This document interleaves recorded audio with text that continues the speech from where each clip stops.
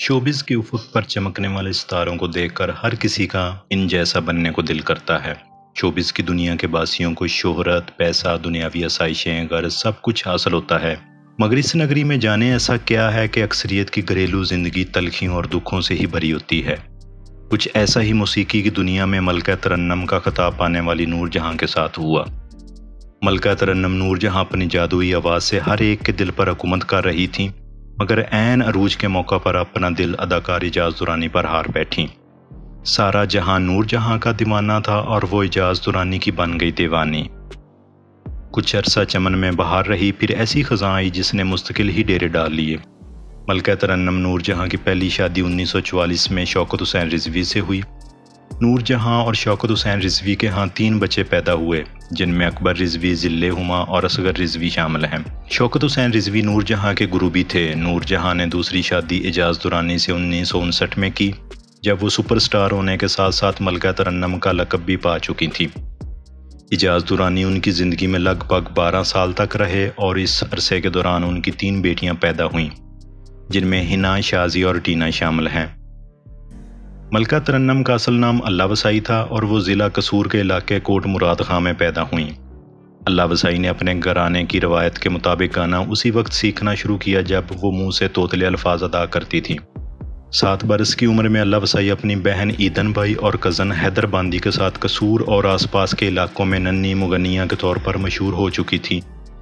1933-34 के ज़माने में अल्लाह वसाई और उनकी बहनों का नाम कसूर और लाहौर के थिएटरों में मरूफ हो चुका था। अल्लाह वसाई जिस तकरीब में जाती, उन्हें मुख्तार बेगम के गाए गाने बोलो तारारा की फरमाइश ज़रूर होती।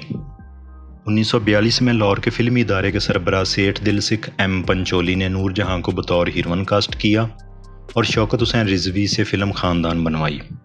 इस फिल्म की कामयाबी ने जहां नूरजहां को पूरे भारत की स्टार कन्फर्म किया, वहां फिल्म मेकिंग में भी लाहौर, कलकत्ता और बम्बई के मुकाबले में सामने आन खड़ा हुआ। फिल्मी शायकीन ख़ुसूसन नूरजहां के मदाहों के जहन में ये सवाल हमेशा से मौजूद रहा है कि नूरजहां को मलका तरन्नम का ख़िताब कब और किसने दिया। 25 जून 1945 को हफ्त रोज़ा चित्रा में फ़िल्म बड़ी माँ का जो इश्तिहार शाया हुआ था, इसमें नूरजहां के नाम से पहले मलका तरन्नम का ख़िताब दर्ज है। ये इश्तिहार ज़िया सरहदी ने तहरीर किया था और नूरजहां को मलका तरन्नम का ख़िताब अता करना भी इन्हीं का कारनामा था। नूरजहां बज़ला संज और हाज़िर जवाब थीं। वो किसी दूसरे शख्स के मुंह से बरमौका और बरमहल अच्छी बात सुनती तो उसे दाद भी देती थीं। एक मरतबा नूरजहां दोस्तों की महफिल में अपने गीतों की गैर मामूली कामयाबी को अपने बच्चों की पैदाइश से जोड़ रही थी। मलका तरन्नम ने तफाखराना अंदाज में कहा कि जब उनका गीत आवाज़ दे कहाँ है दुनिया मेरी जवां है हिट हुआ तो बेटा अकबर पैदा होने वाला था। इसी तरह उनका गीत चन्न दिया टोटिया सुपर हिट हुआ तो ज़िल्ले हुमा पैदा होने वाली थी।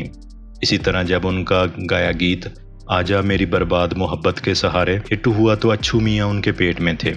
इस पर पास बैठे सजंदे ने नूरजहां से कहा कि मैडम, क्या आपने कभी कोई गीत खाली पेट भी गाया है? इस पर महफिल में कह के गूंज उठे और नूरजहां भी खिलखिलाकर कह के लगाने लगी। नूरजहां और इजाज़ दुरानी की शादी के वक़्त दोनों की उम्रें बिलतरतीब 33 और 24 बरस थीं, यानी इजाज़ नूरजहां से 9 साल छोटे थे। नूरजहां और इजाज़ की शादी और दोनों के रिश्ते के बारे में निगार खानों में मशहूर था कि नूरजहां ने इजाज़ को यूं रखा जैसे हथेली का फपोला। नूरजहां के करीबी दोस्त बताते हैं कि इजाज़ की हैसियत अनोखे लाडले की सी थी। अगरचे इजाज़ नूरजहां के शौहर थे, लेकिन नूरजहां यूं ज़ाहिर करती जैसे वो उनके महबूब हों। नूरजहां इजाज़ के सारे काम खुद करती। मलका तरन्नम अपने शौहर के सामने 16 साल की लड़की बन जाती थी। नूरजहां के साथ रिश्ता अज़दवाज में रहते हुए जहां इजाज़ एक तरफ कामयाब अदाकार बन चुके थे, दूसरी तरफ उन्होंने एक कामयाब फिल्म प्रोडक्शन हाउस कायम किया, जिसमें अपने वक़्त के नामवर पेशावरों को इकट्ठा कर लिया। उनके इदारे से दोस्ती, मौला बख्श, शोले जैसी कामयाब फिल्में प्रोड्यूस हुई, जबकि सबसे कामयाब फिल्म ही रांझा रही, जिसमें बज़ाते खुद उन्होंने रांझा का किरदार निभाया, जबकि अपने वक़्त की सुपरस्टार फ़रदौस बेगम हीर बनी। इस फिल्म ने बॉक्स ऑफिस पर तो बिजनेस के रिकॉर्ड्स कायम किए, लेकिन नूरजहां और इजाज़ को एक दूसरे से दूर कर दिया। अदाकारा फ़रदौस बेगम मरहूम अदाकार अकमल की बेवा थीं। अकमल की वफ़ात के बाद फ़रदौस की शादी फिल्म साज शेख नज़ीर के साथ हुई थी। नूरजहां निगार खानों के माहौल से अच्छी तरह वाकिफ़ थीं, लेकिन सब एहतियातें दरी की दरी रह गईं और फ़रदौस नूरजहां और एजाज़ के दरमियान आन खड़ी हुई। اعجاز اور فردوس کی جوڑی سپر ہٹ ہو گئی اور فلم سازوں نے اکٹھا سائن کرنے لگے۔ دونوں نگار خانوں کے ساتھ ساتھ آؤٹ ڈور شوٹنگز میں بہت سارا وقت اکٹھے گزارتے ہوئے ایک دوسرے کے قریب آ چکے تھے۔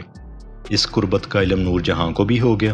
نور جہاں سخت الفاظ میں اعجاز سے گلا کرتی کہ پینو لمبوں سے دور ہو جاؤ۔ واضح رہے کہ فردوس بیگم کا اصل نام پروین تھا اور لمبے قد کی وجہ سے نگار خانوں میں انہیں پینو لمبو بھی کہا جاتا تھا۔ اعجاز اپنے طبیعت کے دھیمے پن اور معاملہ فہمی سے ٹال مٹول کرتے رہے، لیکن نور جہاں نے اعلان کر دیا کہ وہ آئندہ فردوس کے لیے کسی بھی فلم کے لیے پلے بیک نہیں گائیں گی۔ کوئی بھی فلم ساز یہ تصور نہیں کر سکتا تھا کہ اس کی فلم میں نور جہاں کے گیت شامل کیے بغیر مطلوبہ نتائج حاصل کیے جا سکتے ہیں۔ نور جہاں کے اس فیصلے کی زد میں اعجاز دورانی کی ذاتی فلم ہیر رانجھا بھی آ گئی، جس کے میوزک ڈائریکٹر خواجہ خورشید انور تھے۔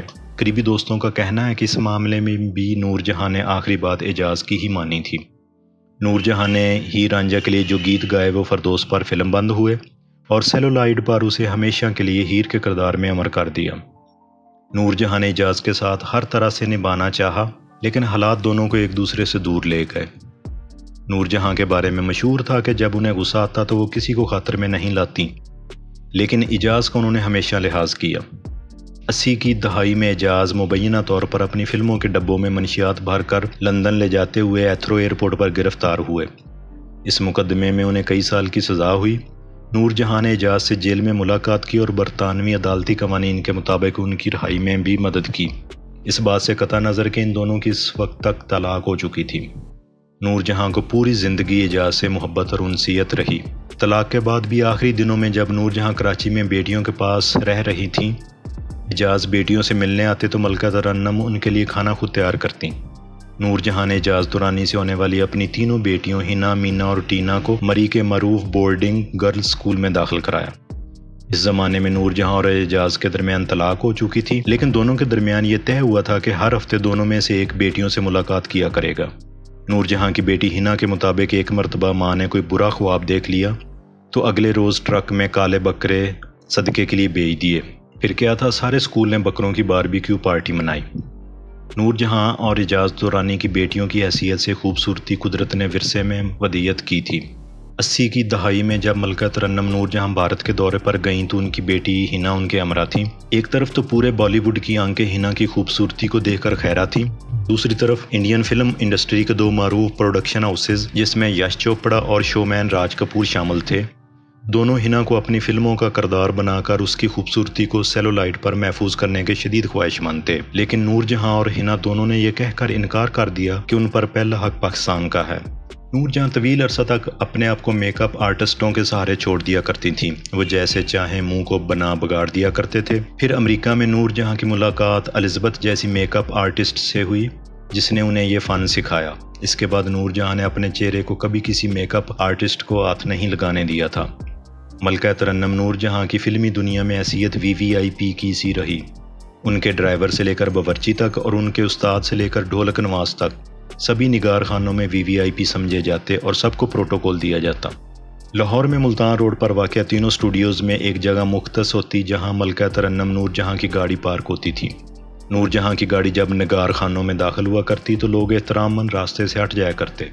نور جہاں کی بیٹی مینا کے مطابق ان کی والدہ اپنے زندگی کے آخری 4.5 سال شدید بیمار رہیں۔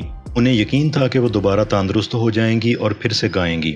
نور جہاں نے مرنے سے چند ماہ قبل لاہور سے اپنے درزی ظفر کو بلایا اور لگ بھگ 60 نئے جوڑے سلوائے کہ وہ تندرست ہو کر پھر سے ایک نئی زندگی کا آغاز کریں گی، لیکن زندگی نے ساتھ نہ دیا۔ نور جہاں 23 دسمبر 2000 کو اس دنیا سے رخصت ہو گئیں، مگر اپنے چاہنے والوں کے دلوں میں آج بھی زندہ ہیں۔